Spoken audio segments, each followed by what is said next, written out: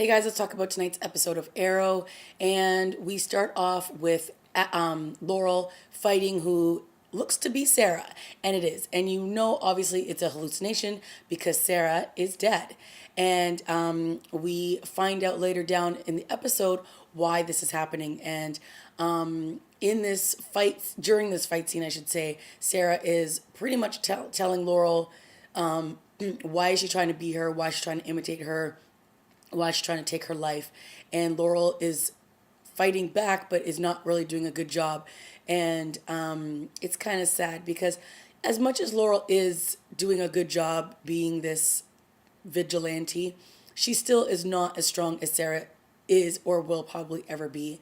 And we get some really good scenes between her and Oliver, as well as her and her father in this episode.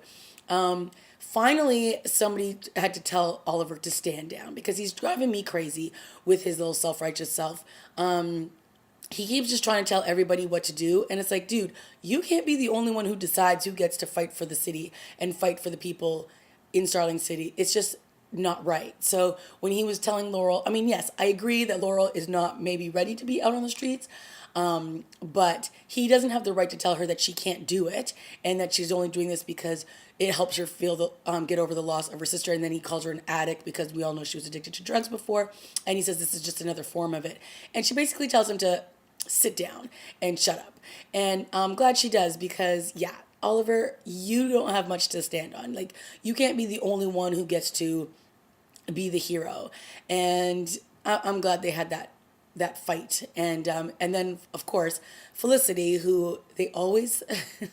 Look, I like Felicity and everything, but she's always the has all the wise sage words to say to everybody. So when she basically tells Oliver to stand down and that he's been gone and everyone thought he was dead and people moved on and had to start doing things their own way, that now that he's back, he doesn't just get to question everybody and tell them what he thinks they can and can't do. And of course, this silences Oliver real quick. And he pretty much starts to sing another tune.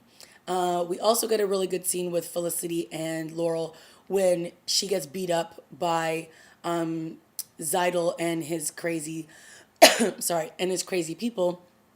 And she's trying to help her, and she's like, "Look, I think one of the things that when Sarah was wearing the mask, she was hiding who she was, and I don't see that with you. So maybe you should just be yourself and stop trying to be Sarah." And of course, she takes this to heart, and that's sort of how she's going to now start moving forwards. Sorry, guys.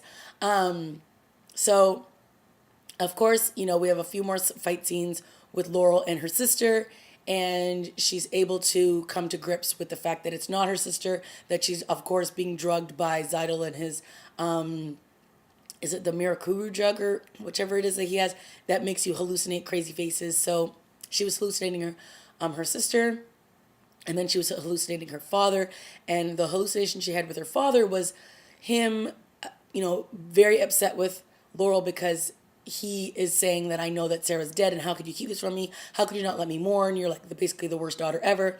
And she's trying to apologize, but this is exactly what we're all thinking is going to happen when this big reveal comes out, right?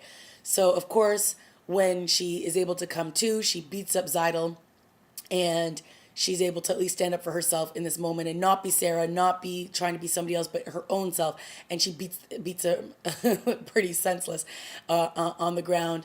And, you know, she gets to feel, I think, a good victory in that moment. So after that scene, of course, she goes to tell her father the truth and that Sarah is dead. And thank goodness, because there's no need for Quentine to be running around the city not knowing that his daughter is actually dead and that this woman in the blonde mask is her. So I'm glad that the truth is out.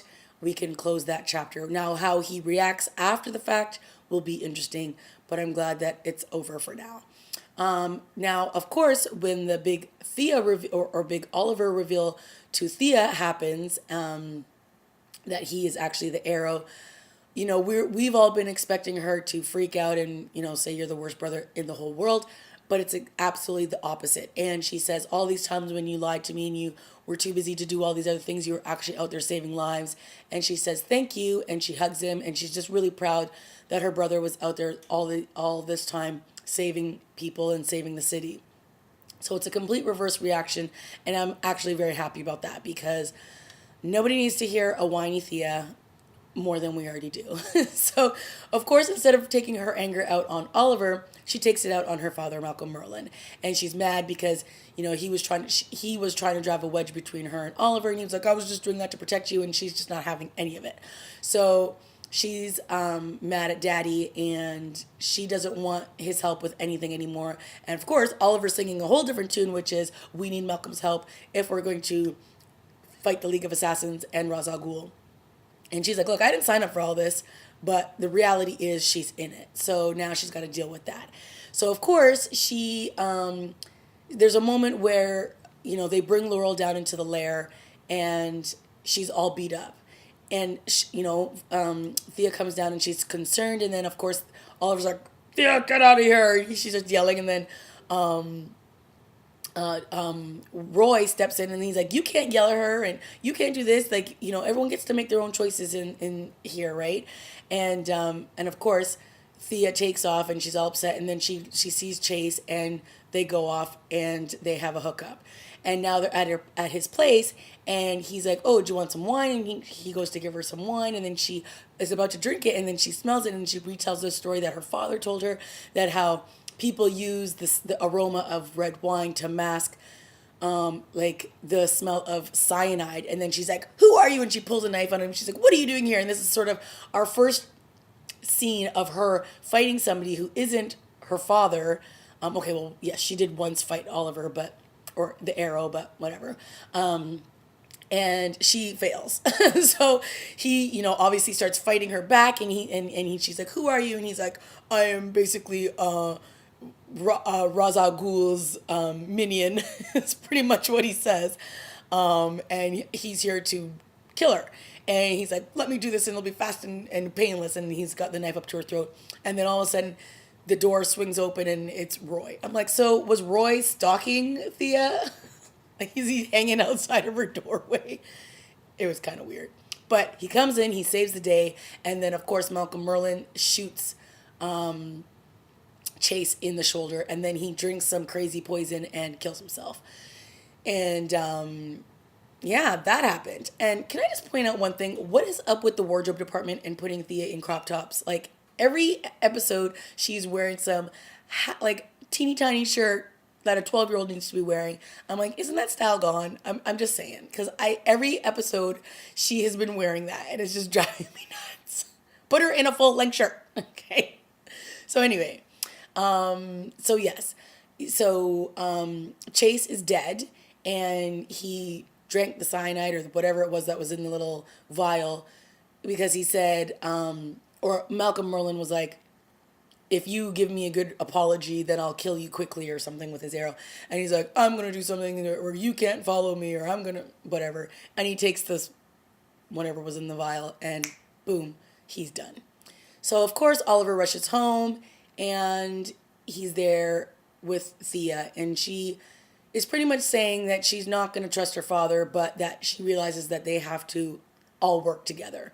So where do they head? Back to the island, baby. Yes, Oliver's home away from home. So I think it was in last week's review, I made a little complaint about why didn't Oliver try to at least call home, at least when he was in Hong Kong or whatever. And it looks like he did, but they erased the message that he sent to his mother telling her that he was alive. So there you go. We got that little reveal in the flashbacks when Maceo was trying to get out. I guess they were trying to leave Hong Kong after they got Tatsu away from the people in last week's episode. And they capture Oliver, and they force Oliver to reveal where Tatsu and Maceo are.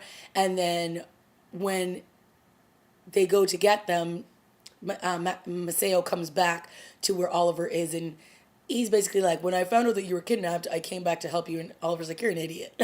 So they're sticking together. So I'm not exactly sure at this point what it is that drives the two of them apart.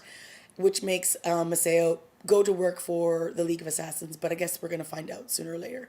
So at the end of the episode, we see that Oliver has returned with Amanda Waller back to Starling City. And he's kind of shocked to see that that is where she's taken him. But yes, Oliver is now back to Starling City in the flashbacks. So there you go. But yeah, all in all, it was a pretty good episode. I like that, Laurel was being haunted by her sister. Because, yeah, one of the big complaints is she going to be able to fill Sarah's shoes? No. But I'm glad that they at least addressed it on the show, so then we can put it to rest that she's going to now not try to be her sister, but try to be herself in the role of her sister, I guess.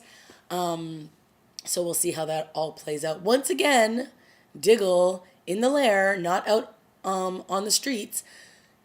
I don't know, guys. I just don't know. I'm disappointed, to say the least. But yeah, that all happened, and it was a pretty solid episode. Roy came to Thea's aid, and, I'm sure that the two of them will be getting back together in the near future. Okay, guys, let me know what you thought of this week's episode. I think I covered everything. But yeah, they ended up catching Zeidel, and I guess, they've rearrested him, so he's now back in prison, and I'm sure he'll get out again to haunt the city and use his little drug on many innocent people. So that's it for me, guys. Let me know what you thought of this week's episode. Leave a comment down below, like and subscribe, and I'll see you next week. Bye.